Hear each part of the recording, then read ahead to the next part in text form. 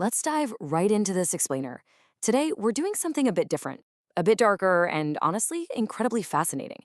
We're going to follow a doomed seeker on this grim mythological journey straight into the absolute void of 19th century German philosophy. We'll be using philology, the study of language and historical sources, to map out a literal Gothic fable.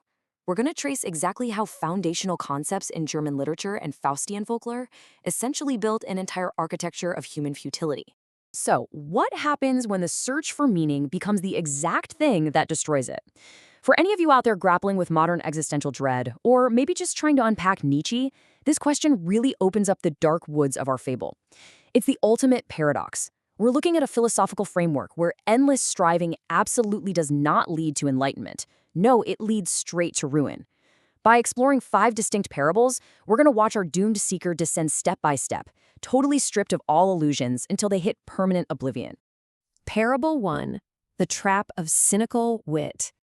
Our seeker starts their journey armed with this incredibly sharp intellect, completely confident they can just reason their way to the truth. But almost immediately, they step right into the domain of Goethe's Mephistopheles from the classic tale Faust. We can actually trace this archetype philologically back to the German word Witz. Now, historically in German literature, this meant acumen or sharp wit, but over time it mutated to basically mean a joke. In the 18th and 19th centuries, German thinkers realized that pure intellect, when it's totally detached from the spirit, is inherently destructive. It becomes der Geist der stets verneint, the spirit that always denies.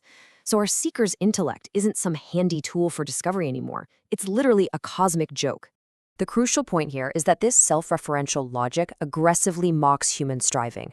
It perfectly mirrors Kant's concept of the antinomies of pure reason. Think of it like human intellect inevitably sprinting into a brick wall of self-contradiction whenever it tries to grasp the ultimate nature of reality. The seeker's own brilliant mind has morphed into an inescapable ironic trap. Which brings us to Parable 2, Sickness of the Ravenous Hunger. Realizing their intellect is a trap, our seeker pushes forward anyway, driven now by this frantic, totally unquenchable desire for more. Their trapped mind frantically starts to starve, and this introduces the German archetype of der faustische Drang, the Faustian drive, or der Heißhunger, the ravenous hunger.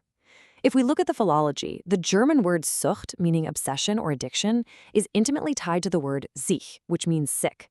This reveals something wild. The Faustian drive, this relentless pursuit of knowledge or pleasure without any moral or spiritual anchor, isn't just a character flaw. It is a literal sickness. Our seeker is now spiritually bankrupt. According to Arthur Schopenhauer's philosophy of the will, this sickness locks you into a tragic cycle. You start with endless striving, which sure leads to some temporary satisfaction, but that's immediately swallowed by boredom, which finally just decays into ultimate cynicism. Knowledge completely stops illuminating anything for our seeker. Instead, it just hollows them out from the inside, exposing the sheer, undeniable bleakness of existence. Moving deeper into the woods, Parable 3, the weight of existential dread.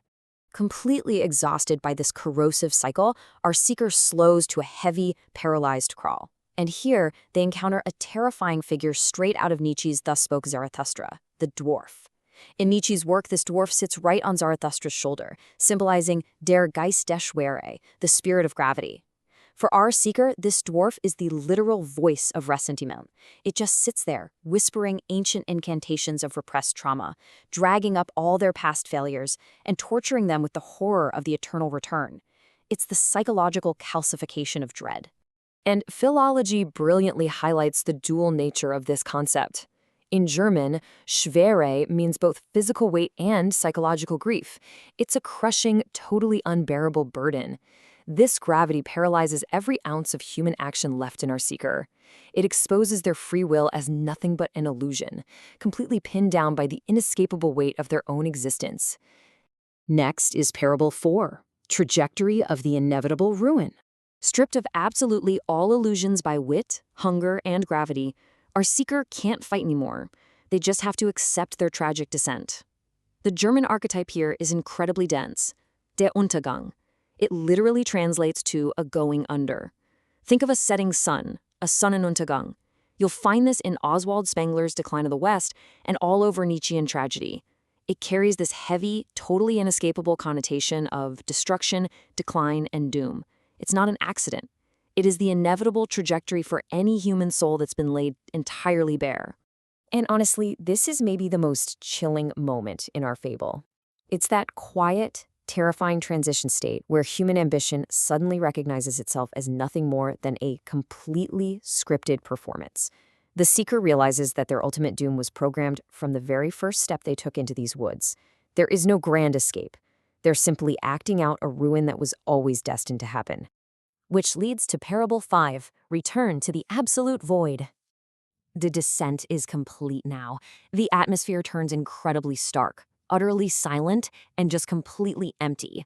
Here we encounter the cosmic pessimism of Philip Mainlander. Look at the philology again. Die Vernichtung, meaning annihilation. It stems directly from nichts, the literal nothinging of reality. For our seeker, the perspective completely collapses inward.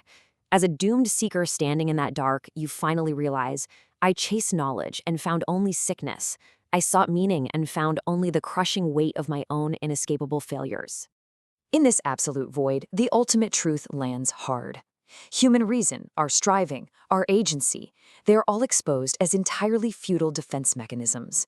For our seeker, as consciousness itself begins to unravel, it's the terrifying realization that all those struggles, the ironic wit, the endless hunger, the paralyzing grief, they don't culminate in some grand climax.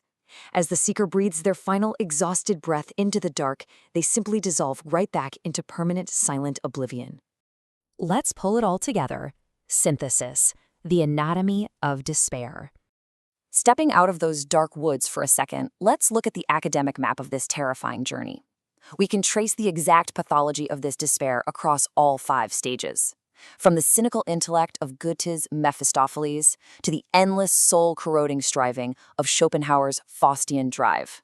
Then through the repressed trauma of Nietzsche's dwarf, leading straight into the inevitable tragic collapse of Spengler's Untergang, and finally bottoming out in the complete dissolution of Mainlander's absolute void.